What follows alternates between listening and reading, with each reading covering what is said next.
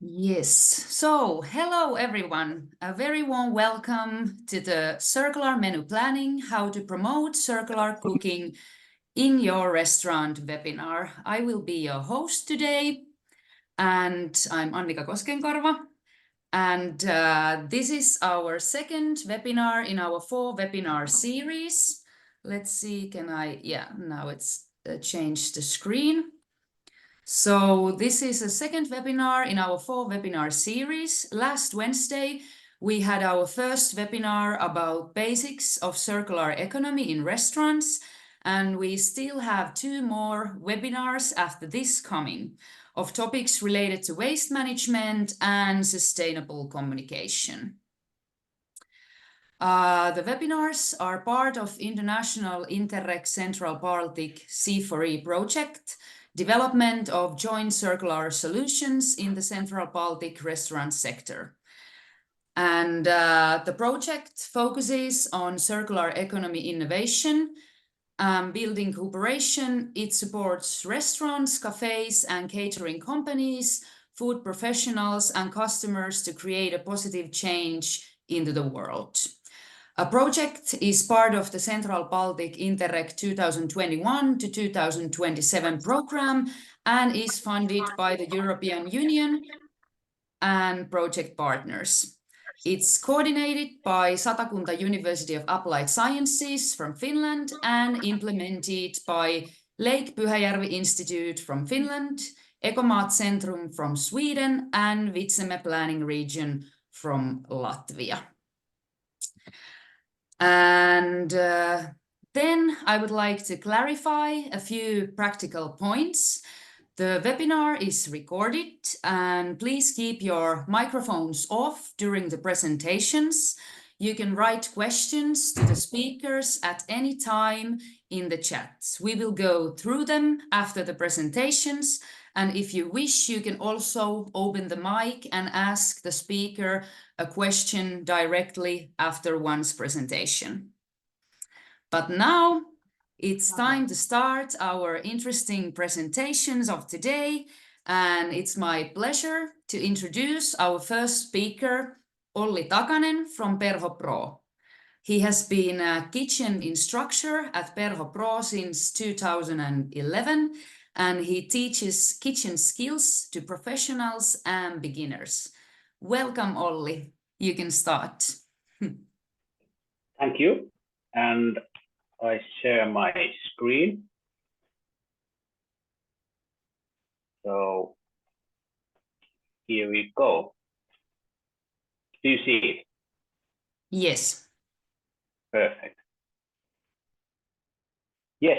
So my topic is circular economy in the restaurant kitchen. And when I started planning what I tell you and how I show you, well, I tried it going forward, but yeah, now it goes. So here's the themes, what I'm gonna tell you a little bit. So local food and partnership agriculture, and what is the biggest causes of food waste in the restaurant operation, and of course all goes to the circular economy in restaurant menu planning.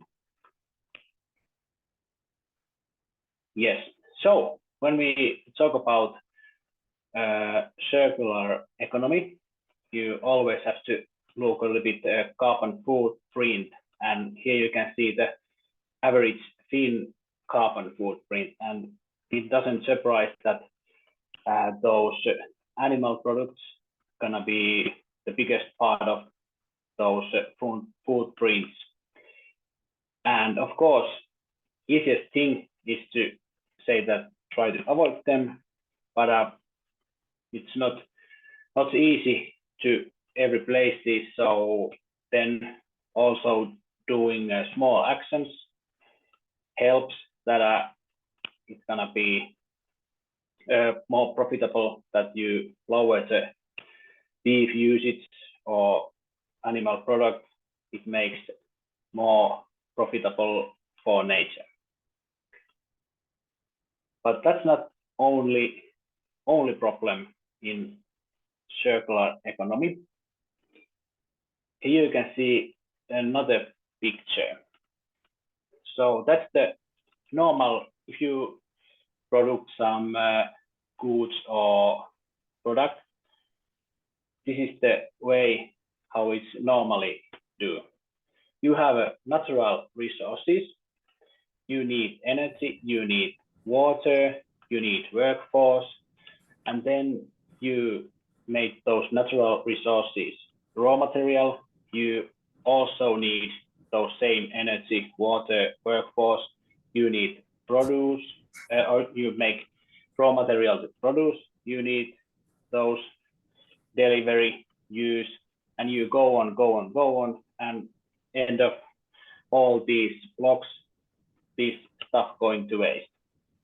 And also you leave some energy, you leave some waste water, you leave some side stream waste emissions. So that's the problem in this part. But how about circular economy? You see that we have yellow arrows in another picture, and then we have a gray arrow, and those gray arrow is some kind of generate waste. And in this circular economy in restaurants, we try to keep all these arrows inside those circles.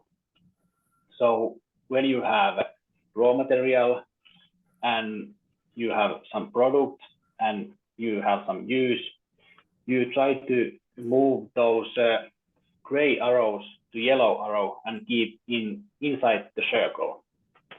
And when all these, actually you use all possible things on your raw materials, then it's gonna be moved away the circle and going recycling. And if you don't can recycle it, then it's going to waste. So that's how we try to use in the restaurant. And when we start looking this circle, let's start those natural resources. And how you can handle these natural resources and raw material production. Well, it's easiest part is maybe those local food and partnership agriculture. And here is what it is. So it's a cooperation between the restaurants and the producer. And if you take some example, non-cooperation.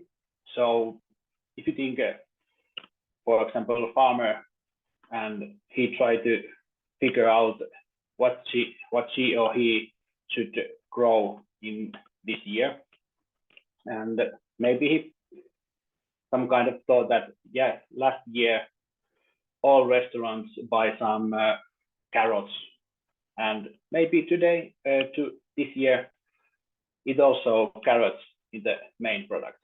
Well, in the same time, the restaurants, they think that we use a couple of years ago, or actually a couple of years, carrots. Maybe we try to find a different ingredient, and then all not gonna be in the good position in the, or actually restaurant doesn't get a good ingredient, and the farmers don't sell those stuff.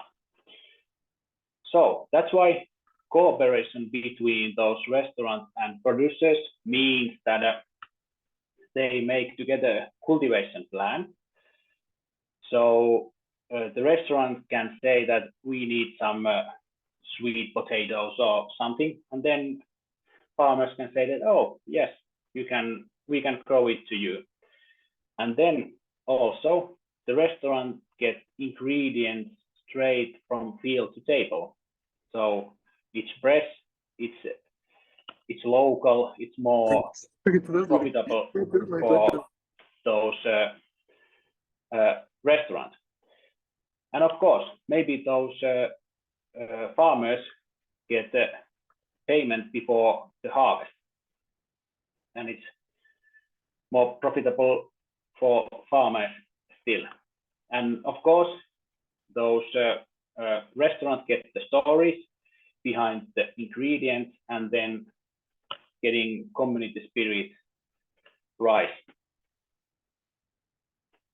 And then we can move a little bit forward and look a little bit those circle. And I think that this is the more like next time things, but what is the biggest cause of waste in the restaurant operation? If we think a little bit food waste in restaurant, of course, you don't waste only these ingredients, you waste also money, you waste environmental resources because somebody grow those ingredients and put some resources on it. And of course, you're wasting those producers' effort because someone have to grow it. And of course, you're wasting employees' work effort because someone have to prepare it. And of course, those electricity and water are still wasted when you prepare it. And main thing, or actually two main things which cause food waste in restaurant is over preparation. And over preparation you can handle by batch manufacturing. You make small batches, and you can handle those batches what you make. So maybe another product in other way. So you not non-finished all batches at the same time.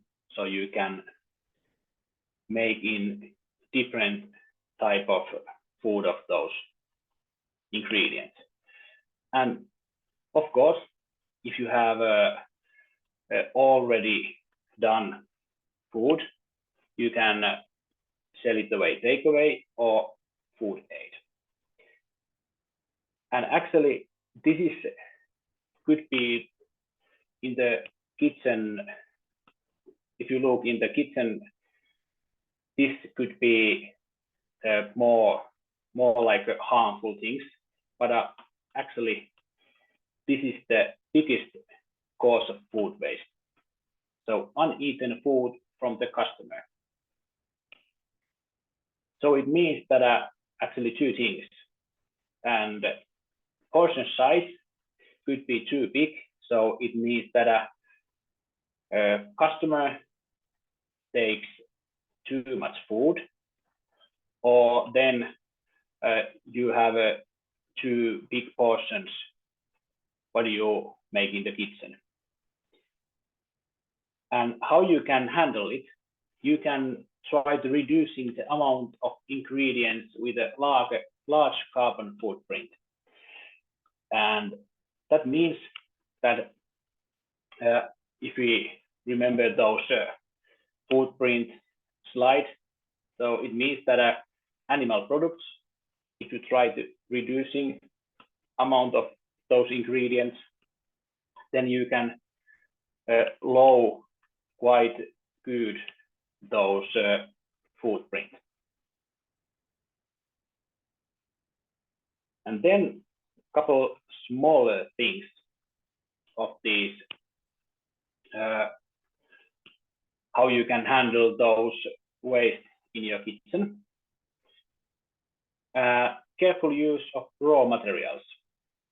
Use whole ingredients.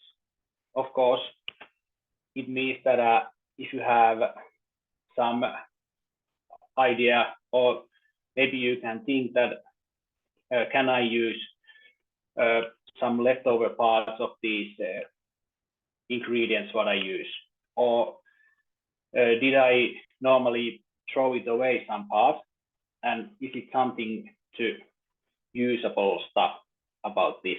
So it means that try to keep all these as long as possible inside the circle and keeps going round and round, and after all stuff taking away those ingredients, then throw it away. And that's the biggest part of think about further processing. So when you get some ingredients, you're starting to prepare it, just think a little bit further that how can I use it of some side stream or these leftover parts or something like that. And this is also some kind of stock management. So yeah, this is the quite normal part, that first in, first out.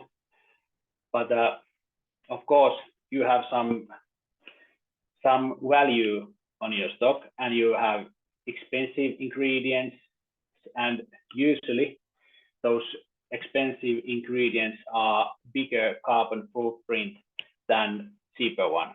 So that's why try to use all these ingredients most commonly than a cheaper one. But remember that prepare leftover ingredients only as needed. We can take some example of that. You have some veggies, for example, some celery and parsnip and root vegetables, and it's gonna be going bad, and you think that maybe I make some vegetable stock. You make some stock, and you don't have any place to use it. So you made the stock, but a couple of weeks after that, you throw it away. So it could be easier to throw those leftovers straight to the bio-waste than use some energy and water to prepare some another part what you're gonna still throw it away. But then we get those main point, those circular economy in restaurant menu planning. So it's actually in the big picture that try to keep all these going round inside the circle, that you get all these aromas and flavors and stuff away those ingredients and then throw it away. So plan the menus in such a way that all the ingredients parts will be used. Naturally, it's not gonna be in the same dish, but plan the menu that if we have, I have some examples after that, but try to, for example, those onion peels. You use a lot of onions, and you have also a lot of peels. So we think that where are we gonna use it? So it's quite easy to put it straight in the vinegar and let it leave the flavor on it. So you can put it there and let it infuse and use those onion vinegars, and it's quite easy, and you still get those flavor what are in those onion peels. And we can look those rest of these examples a little bit later, but don't prepare if you can't use it for sure. And that's the same things that don't waste not more energy than you use still. And if you still going to throw it away. Yeah, but here's some examples. So this is it's pretty good pie crust. We have a lot of potato skins, and we think about that, where we're gonna use it. And then we realize that, well, it's a good flavor. We steam it and smash it and get it. It's a mixture to the pie crust, and it brings a nutty flavor. It brings crispiness, and it brings some kind of texture on those pie crusts. And this is really good dough. So just mix all together, and if you need just like us, we need sometimes a little bit more. So we have those potato skins. We freeze it, steam and mash it, or then we can make those crusts and freeze it in the dough. So you have two options, but both are work. And second recipe is actually I say that a little bit of how this gonna be planned. So we use a lot of marinated red onion, and you have those marinated liquid. You normally pour it away and use only those onions. And then we just started thinking how we're gonna use those liquid and how we're gonna use those liquid most profitable way. Well, we start to make mayonnaise on it. So we think how we're gonna do it. We measure all these actually those vinegar, sugar, and rapeseed oil straight to the mayonnaise, those marinated liquid in the onion, and then until it's marinated, we pour it away and mix egg yolks and mustard together and whisk mayonnaise those red onion marinated liquid. So you're getting a totally nice pink mayonnaise. And then you can use it, some chopped marinated red onion on your mayonnaise, and you get it nice hamburger mayonnaise or whatever. And then I have one recipe. So we use a lot of roach fillets. I don't know if the right translate in English, but in Finnish it's called särki. And actually this same recipe works with pike. And we try to figure out how we can speed up the process that we take those fish bones away in the fillet. And okay, we can speed up the process that we not try to get bones so thin and nicely, and we can get it quite rough and keep those bone-free pieces separately.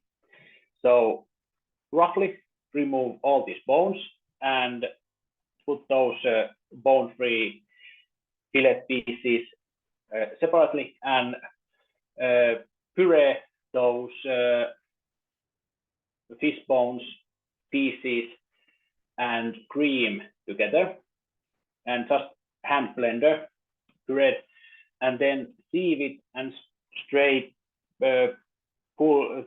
press strain to the sieve, and then those bones leave to the sieve, and then you get totally bone-free fish, some kind of mush or mash, and then just place one fillet without bones on the bottom, then those mash on top of that fillet, and then put on another fillet on top, flour quite easy, thinly, and fry in butter until it's golden brown.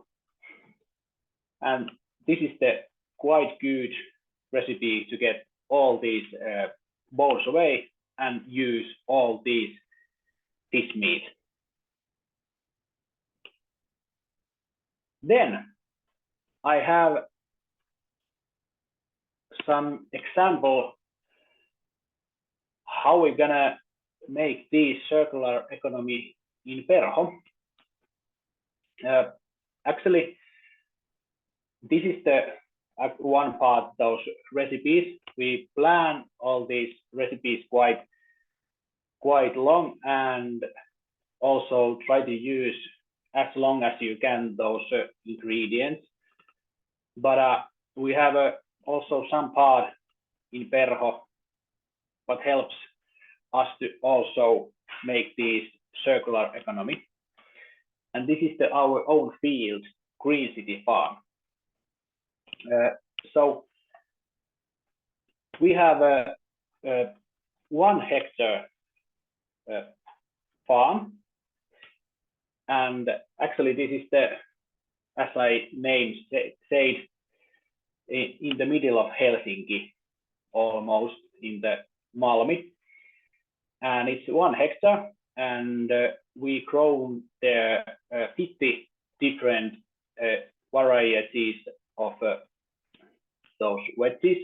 We have flowers, we have herbs, we have root vegetables, we have salads, all kind of what you actually imagine to grow there.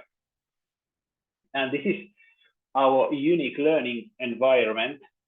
It means that our students go to learn how the all ingredients grow up. So it makes the students that they are more like, for example, salad. It's not anymore salads for our those students, because they know how much effort it needs that it grow. So they handle it much better than normal salad what's going in the market. And of course, we teach those just sustainable farming, and we have those partnership agriculture. We have 2 gardeners in that field, and they plan with us and with other restaurants in Helsinki what they, for example, grow next summer, or actually what they gonna grow 1 year over summer. So this is the almost actually we teach those restaurants that it's easily to say that they need to, for example, root celery, but if they need the whole celery with the leaves and with the roots, they get it and we grow it there. So it's more like, as I said earlier, cooperation, that we plan together what to grow and what those restaurants gonna buy to us. And yeah, we use also a lot of these stuff, which is what growing there in our own restaurant. And we have also, or actually, here we have some kind of circle between our own restaurant and Green City Farm. And the circle is that when all these ingredients going to Green City Farm to Perho restaurant, they going there, and in the same transport, when it's going back, we send back to compost to Green City Farm. And what the compost is? It is we have a composter like this in the restaurant. So it means that we compost part of our bio waste straight in the restaurant. So this composter products in 24 hours, and it means that we can bring it back to the field and keep it inside the circle, so we don't send it in the bio waste, then we keep in the circle, and we can bring those all nitrogens back in the field, and also bring it going in the circle. So that's the way how we gonna work those circular economy in Perho. Yes, I hope I can open your mind and make some idea of your. Thank you. If you have some questions, I'm open to answer it.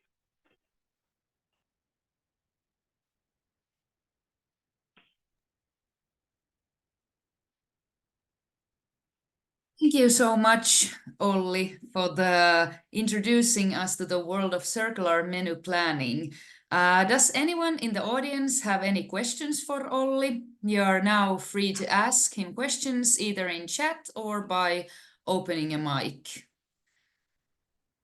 And also, if you are not comfortable writing it down on English or asking, you can write down your own language, Finnish, Swedish, or Latvian, and we can translate the question then to Olli.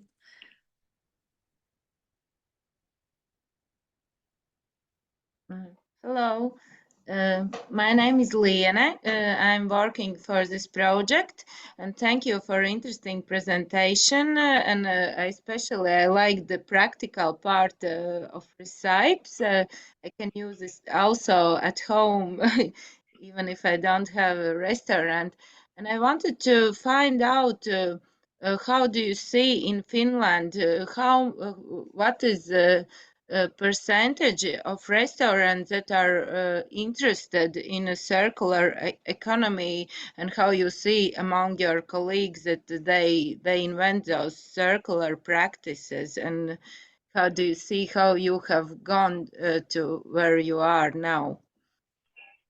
I think it's growing, and it's growing quite much. And I think when the customers start interesting those circular economy, also those restaurants always have to start interesting that. So I don't know the percent, but I think it's growing quite fast. And I know a couple of restaurants in Helsinki have also the same composter than that what we have.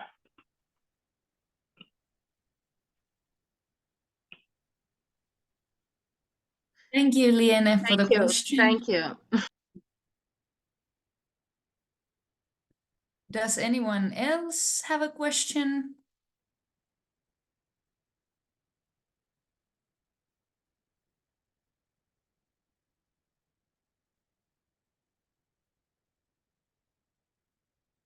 Okay.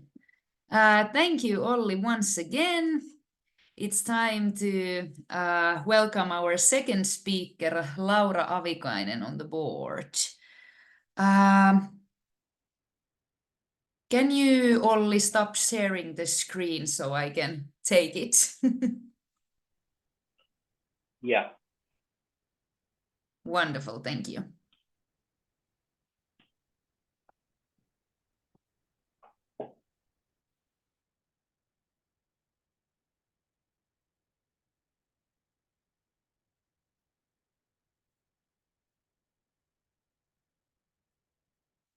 Yes, so let's welcome our second speaker, Laura Avikainen. Laura is a marketing and commerce professional with experience of global forest industry and Finnish restaurant industry.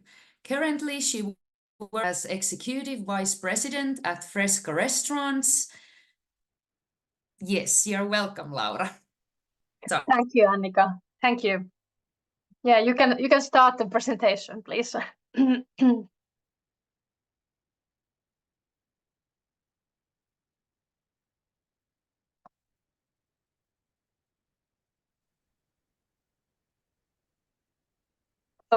kindly, Annika, can you put the presentation on? I can't see it on my screen. yes, did I drop out there? How much did you heard? Did you heard about the? Yeah, I heard your introduction.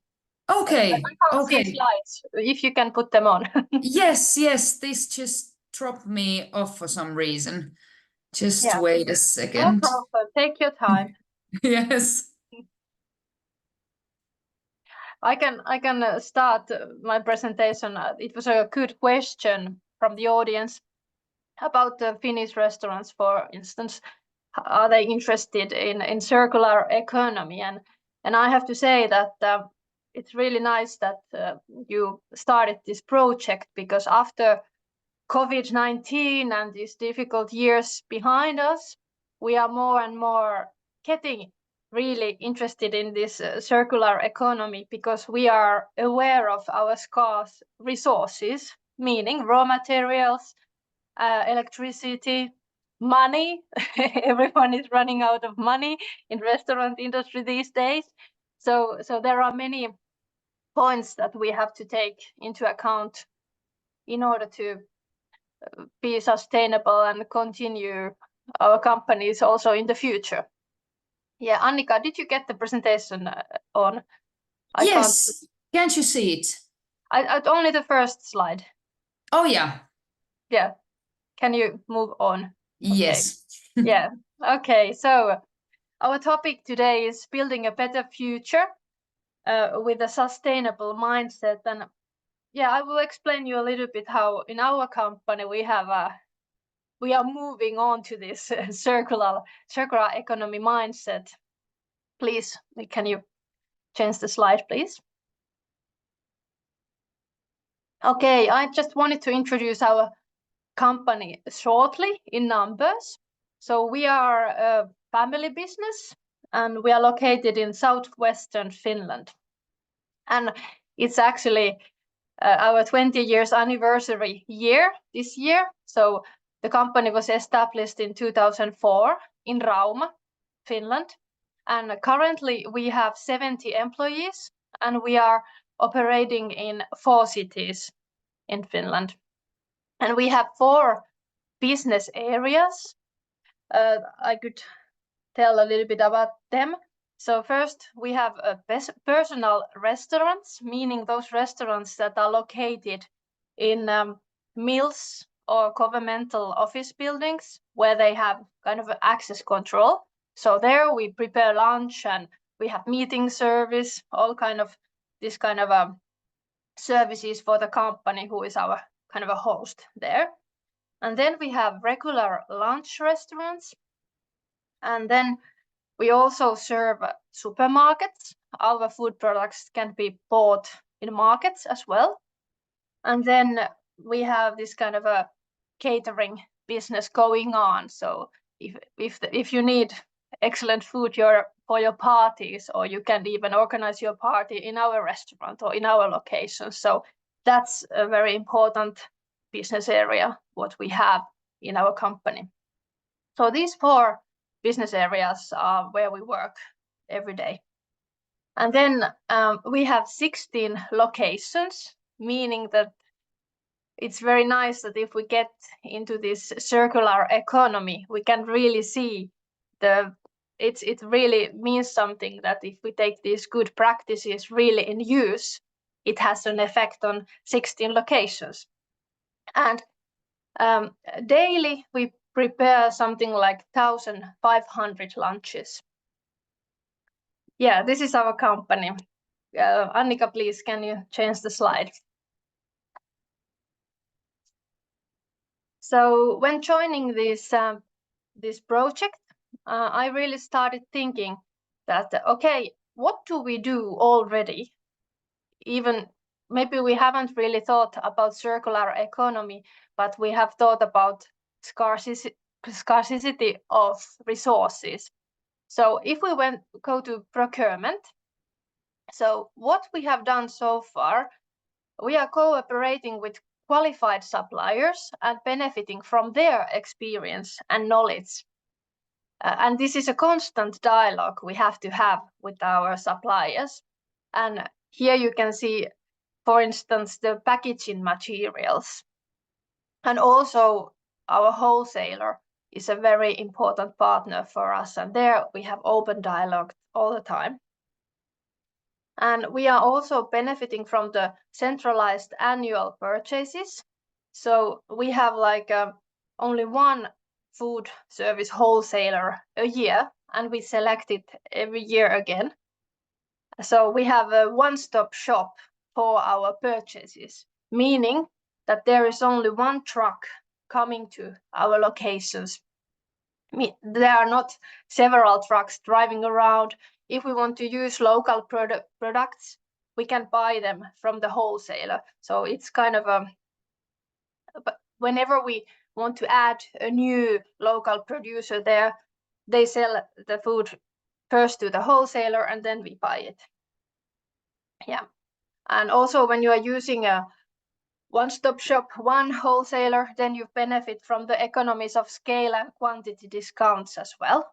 And as you saw, we have 16 locations, so it already starts showing there if you can really centralize your purchases.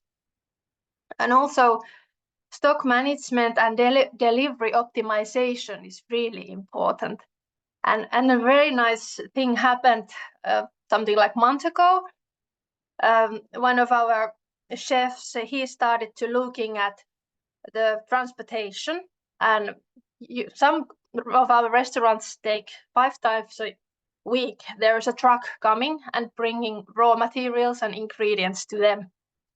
And our chef was looking that actually this transportation, when all costs of raw materials, different kind of food stuff was listed, this transportation was listed as the 9th biggest cost for this one restaurant. And we really started also looking at the cost of transportation. And we know that transportation is also not good for the environment. So we could really remove 2 transportation days from 5, meaning that the truck is coming only 3 times a week to this restaurant, not 5. And if you think we have 16 locations, these are very, very, very big costs that we can save. So less transportation is good, and you can also see it under the line. And then we also use kind of a centralized purchasing of special lots, meaning like one restaurant can order more of certain thing. So then we can really just divide it to those who want to use it. And we can really make use of all the raw materials we buy. And of course, we use seasonal and local ingredients when available. And we try to avoid single-use plastic products. But there it's really important to cooperate with our suppliers. And then in kitchen, like Olli mentioned already, this cross-using of the ingredients during the week. It was nice. I was chatting with some of our chefs and asking them, hey, how do you do this circular economy? Can you give me an advice? And they said like, yeah, if you have like spinach soup one day, you can then have, for instance, spinach pancakes the following day, or we can use the spinach for the making bread. And then one example was that one day you can have pasta bolognese, and then you can later you can make lasagna from the sauce. So it's really, you can use this circular economy mindset when planning your menu. Yeah. And then energy efficiency is important for us. We have changed our lamps to LED lamps, a lot of savings there. And then we like I mentioned, we have 16 locations. Not all locations are baking their bread themselves. So we have a centralized bakery in one of our restaurants, and it's serving the whole company. And there we can also benefit from the night electricity. So it's an off-peak rate we pay. So the bakers are working on night shift then. Yeah, and these were quite nice some hints what I would like to give you. There are these free pickup services, and I was discussing with our employees, and they said like, yeah, this is not all of our places use this, but I think this year we will make sure that all our restaurants are using this service. So if you have used cooking oil, there is this company, Suomen kasvisöljykierrätys Oy. They come and pick up the used cooking oil, and from that cooking oil, they prepare renewable diesel or green diesel. So they will make a biofuel out of it. And then when we have these used coffee grounds, there's one company who is picking them up, and there you can see a picture of Pirkka Kaffe Kasvimulta. It's a soil, gardening soil, and fertilizers can be made of those side products from making coffee. So it's quite a nice thing, and it's a free pickup service, at least here in Finland. Yes, please, Annika, just go on. And what to do with the surplus food? So already we are trying to be creative. So there is this, for instance, Finnish pyttipannu, kind of a hash. And then there are soups and breads where we can use the surplus. But also we have this takeaway service here in Finland called Resk Club. So you can kind of rescue the waste food, and they are selling the food that would otherwise end up as waste. So this is also a very good service. And also we do donation. For instance, Christmas time, it's sometimes difficult to really make exactly the exact amount of the food because we have a lot of orders from families. So sometimes there is surplus. So we here in Rauma, there is this kind of a place for homeless people. We usually go there and bring the food, call them that, hey, we have some extra food, can we bring? And they are very happy about it. But also there's this other way of doing. Sometimes we have some extra cakes. If have some events, some cakes left, for instance, why not using those cakes for marketing purposes? Take it to your good customers and say, hello, here it is, enjoy, or to other business partners. So surplus food can be used either for getting some money from the rescue or getting a goodwill. So that's also one way to use it. Yeah, Annika, please. And yeah, like I mentioned, we are really eager to learn more from you, to everyone, and to test during this project, because really we do already many good things based on this circular economy, but we are looking forward to maybe having some kind of a waste data monitoring and analysis in our locations, some kind of a pilot we could do.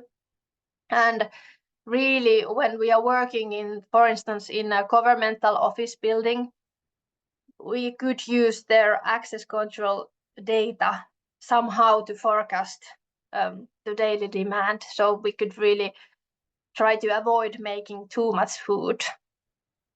And yeah, really, I'm looking forward to creating some kind of a common practices for all our restaurants, so that we all share the same mindset of this sustainable future and the circular economy.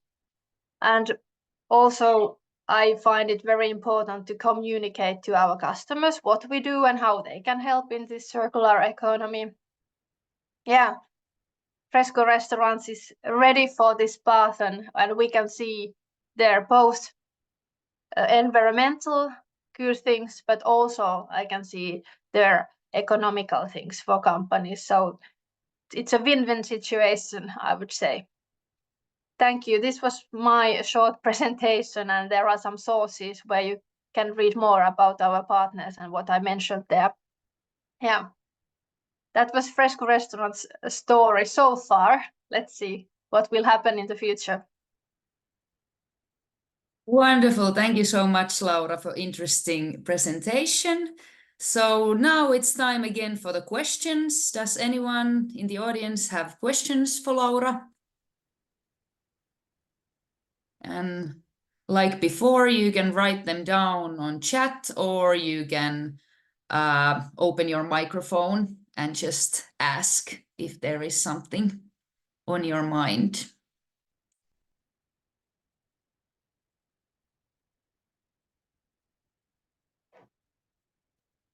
If nobody has a question, I can have another one maybe. It was very interesting you told about this wholesaler, and is it really so flexible that, for example, if you want, there is a farmer, organic farmer that grows vegetables, and you say to this wholesale company that you would like to get some vegetables from this farm, that they would make a contract and supply them to you. Is it like a common practice with this Kesco, or it's really interesting? Yeah, I think it depends on the quantity and how much it's always a challenge with the local producers that the supply has to be stable, that they have to be able to produce it what we need.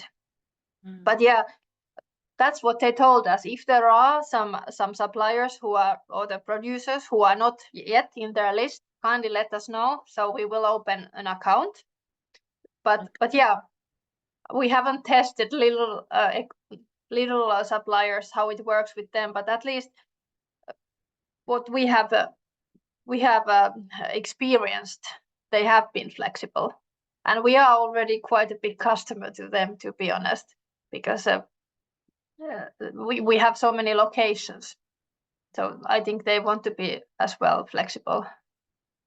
Okay. And the thing is that we can get a lot of data from the wholesalers. Like I mentioned about this transportation, they had an Excel sheet where they showed us that, on Tuesday and Thursday, this restaurant, they ordered food from us and we brought it, or the raw materials, ingredients.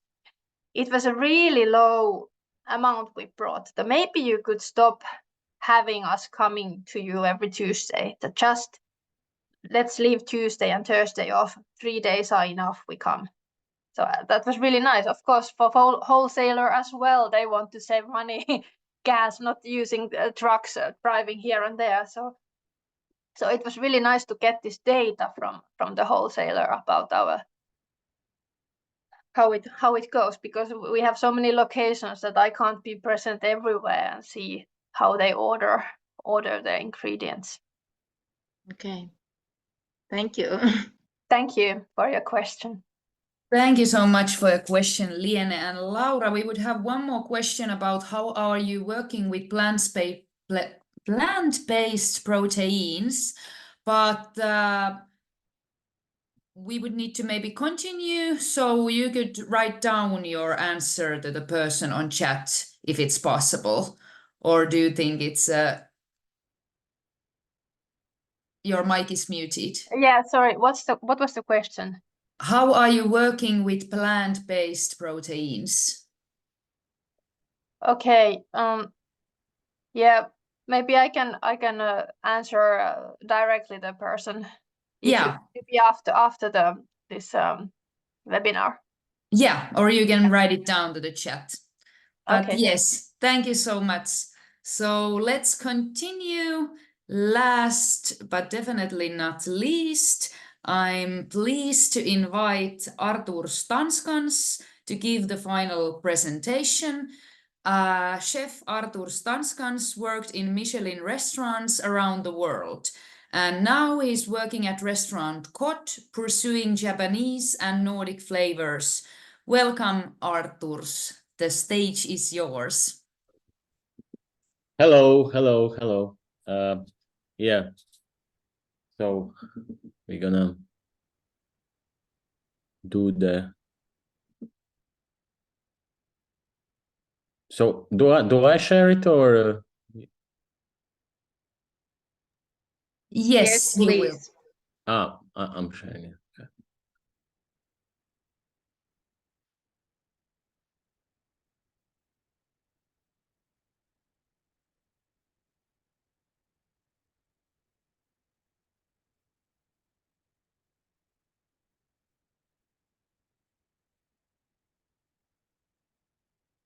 Okay, yeah. As you mentioned, I'm a professional chef. I worked around the world in the best restaurants, in the Michelin restaurants, which are. I've been staging at Noma, Geranium, Maimo, and I worked for my mentor Agnar Sverrisson in Moss and in London in Texture. And now I'm back in my hometown with the experience what I gained traveling around. Now I'm opening my own projects and sustainability and food waste, less food waste was always a big part in my cooking, and yeah, it's been always a big part since I remember when I started just in the kitchens and working for not just in the kitchens, like seeing how my grandmother and my mom is cooking and using as much as they can, so that there's no waste at all. And then when I came in this industry, I want to share a small story. When I was practicing in doing my practice from the school in big hotels. I'm not gonna name the hotels. So that was my first experience where I saw the big food waste at the first time in my life. When you finish your shift and you walk out of the hotel, and then outside you have these three massive food bins full of food which are not being eaten or it was made too much. So for me it was it was crazy. It was a shock that you have like three full bins of each is like 200 kilos full of food. And yeah, it was and I always try to I always try to work in the kitchens where I see that there is a purpose and that there's definitely the chefs are looking after the ingredients, what they're using. So I'm gonna start with the one thing, which is the first thing, local organic produce. What I want to start is why it's first of all it's why it's so important. First of all is the quality. as closer as you can get the produce to your restaurant, then the quality is gonna be higher, and the flavor is gonna be much more deeper than if you're ordering if you're buying carrots from Netherlands or Africa or whatever, any vegetable. The problem with this is not a problem, but where it starts to lose the flavor is as soon as it's picked, when it hits the fridge, it loses the flavors straight away. It loses around like 10-20% of the flavor. What I want to talk about is as well is local organic and traveling to the farmers as we do in our restaurant as well, to talk about like what's in the season, what we can use,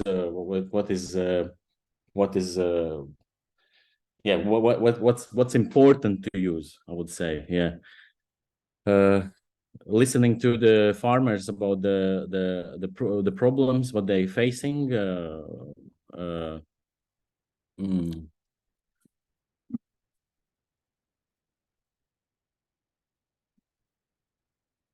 using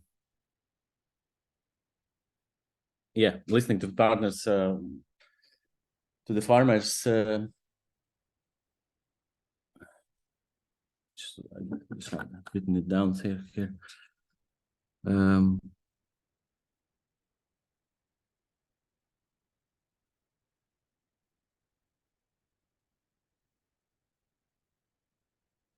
So as we do, we have the farmers which are going to Vidzeme. We're buying the beef from them, the vegetables, and I'm just a bit nervous.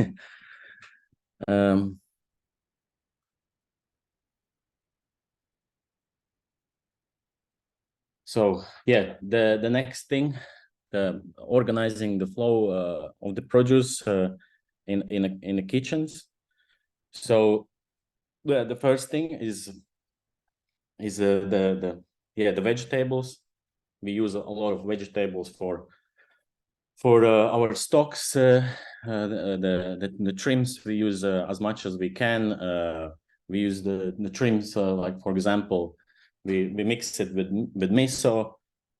We bake it, and then we glaze it, and then we mix it with the fish bones or vegetable bones, and then now at Cod we are planning to buy in a compost fridge where we can use all the trims, all the leftovers we can't use in like the leftovers from the stocks and from the bones and everything, so we can have this big box outside, so we can compost all that stuff, and then use the compost and bring it back to the farmers, so they can use it in their field.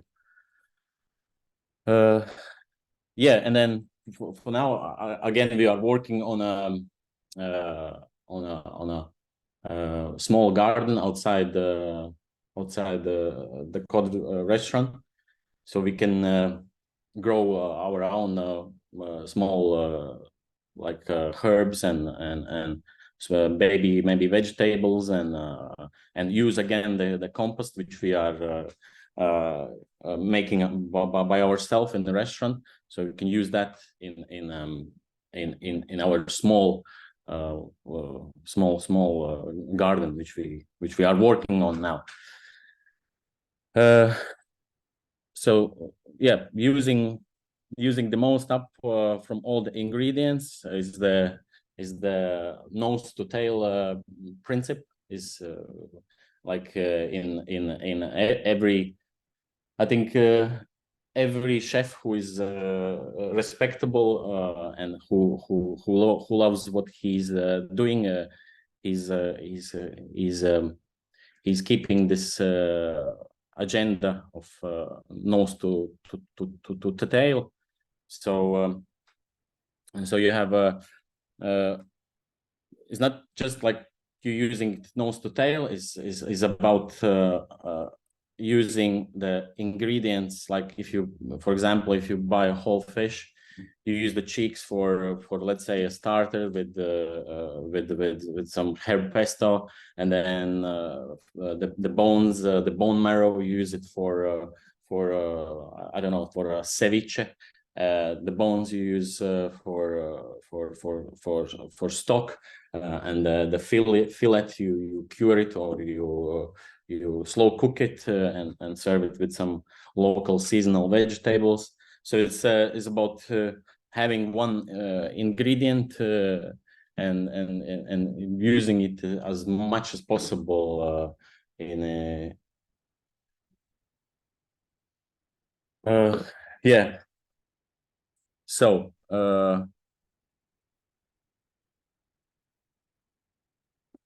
curing and then the part of curing and pickling is as well.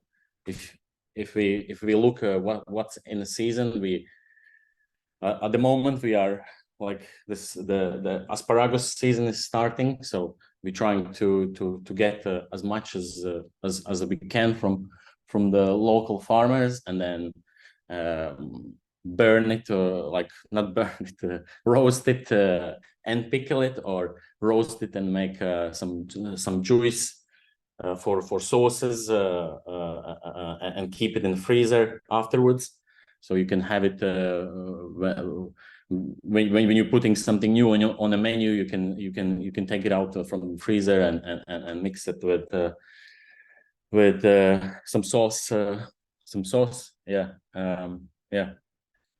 And then and then the pickling is as well is a very big part, is getting very now very popular. It's been always popular around the world to cure and pickle and get ready for the winter season and keep the vitamins and the flavor as much as possible.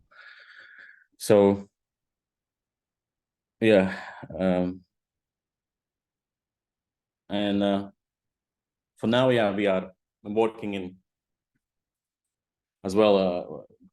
We're making in a basement. We're doing organizing a new shelf where we can do the pickling for the whole year. Yeah, and then the end result is obviously the one thing which is very important for every restaurant, every business, is money, and for using the nose to tail principle and organizing and using as much from the produce as you can, you obviously you get a big profit from it. The other thing is it's for better soil, obviously, when you are using and if you can afford it, and you can use you make your own compost, it's and you can give it back to the farmers. It's a very nice cycle to keep the environment and the soil happier, and then obviously happier farmers, like for the farmers are, if you can go to him and then you can tell him that everything what you are growing, I can buy it from you, let's say, I mean 70% of what you are, or even 100% of what you are growing, I can buy it from you and use it up in my restaurant. I mean, it's I think it makes every farmer happier. And then obviously the happier chefs that they get the best produce possible close to the doors, and obviously, yeah, the quality is there, and yeah.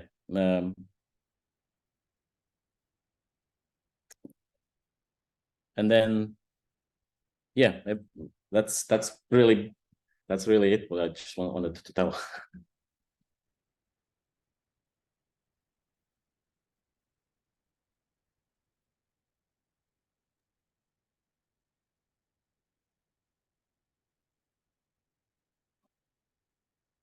Okay, thank you, Arturs, for telling us the best practices in menu planning. Same as before, does anyone have any questions to Arturs? You are now feel free to ask. Let's see, I will open the chat.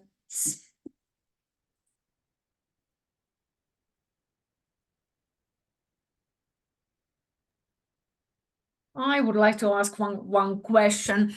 Yes. My question is about differences in circular economy and sustainability in restaurants. You have a huge international experience. What do you think, based on the experience in different countries and their restaurants, how do they value sustainability and circularity in their kitchens? Can you see any differences between the countries you have worked in? Yeah, I would say in big restaurants, like which are in a chain. For example, if you have a restaurant which has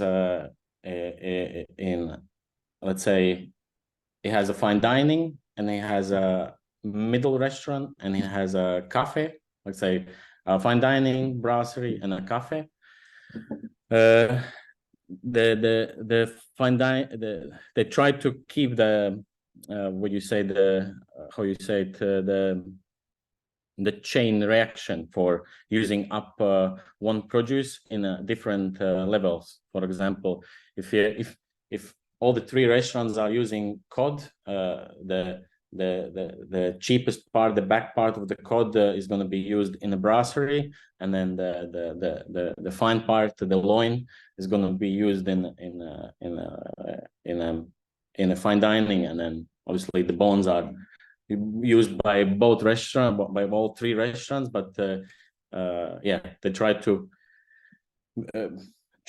organize the cost as well between all these restaurants. I mean, yeah, talking about individual countries, it's I think the Scandinavian countries are closer to this sustainability and working close with the farmers than other countries around the world. I've been, like, in Germany, Britain. I mean, Britain as well. It's just London is such a big city. It's just is a jungle. So it's very hard to keep a big city powerful as it is sustainable. I think I mean, it's a good question, but I mean, every chef obviously in his back mind has always this thing and this thought about how I can use it how I can use it nose to tail, how I can use it so the farmer is happy, how I can use it 100% of what I get from the farmer. So it's always a big part, I think, in chef's minds. So I mean, it's hard to tell which is the leading country now in sustainability. So yeah. Thank you very much. I would like to ask a question about your supply chains. You said that you cooperate with local farmers. How do you organize your cooperation? Is it usually that you look what farmer has and then you create your menu, or it's the opposite side that you order to farmer what you need and then they grow for you? How it's mostly done? Mostly is you just go to the farmer, you see what he has in season, what is the peak time, you pick all that, you don't how you say it, Order? no, not order. It's you don't really like in supermarkets. You know, they like that all the vegetables are all the same, and the courgettes are all the same size, and the parsnips are all the same size, all the same weight. With the farmer, you just go there, you see what he has.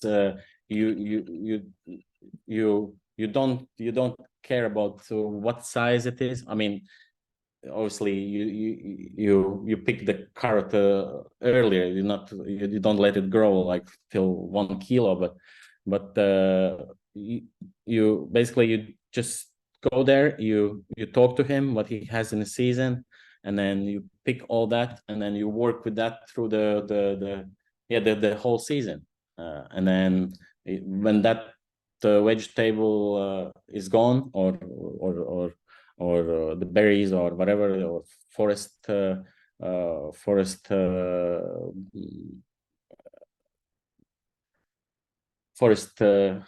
vegetable berries, yeah, berries, yeah. And then you move on, you change to other things. So that's how it should be. That's how I think that's how it needs to be. So yeah. Thank you. And how many farmers do you have in your chain? Now 4. Okay. And you go to farm usually to get the product, or they No, they bring it. No, they bring Okay. it. You just go there, you talk to them, and then see what's in the season, and then you go from there. Okay. Thank you, Artur. Thank you.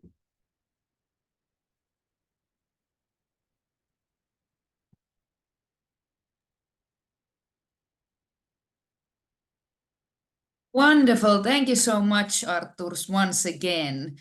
And can you see my screen now at the moment, because I just get a notification that...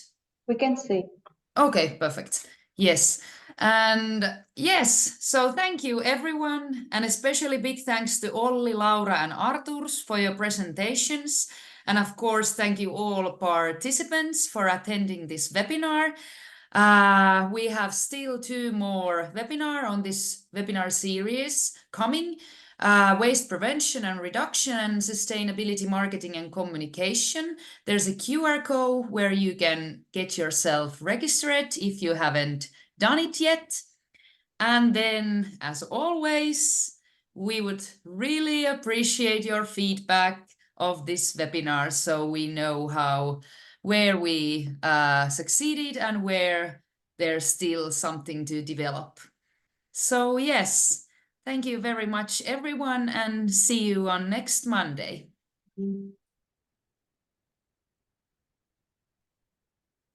Thank you. Bye. Thank you.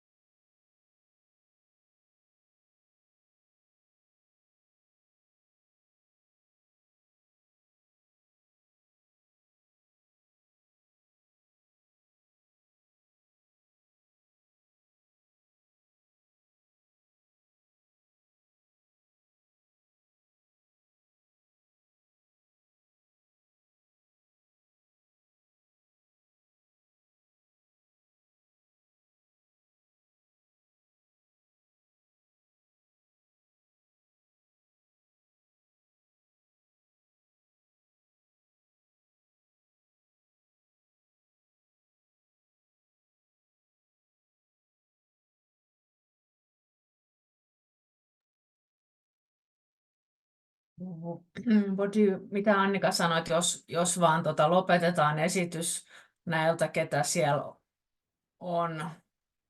Saisikohan tuosta pistettyä? Miten? Mä en kuule sua nyt. Sorry. Joo, olin sanomassa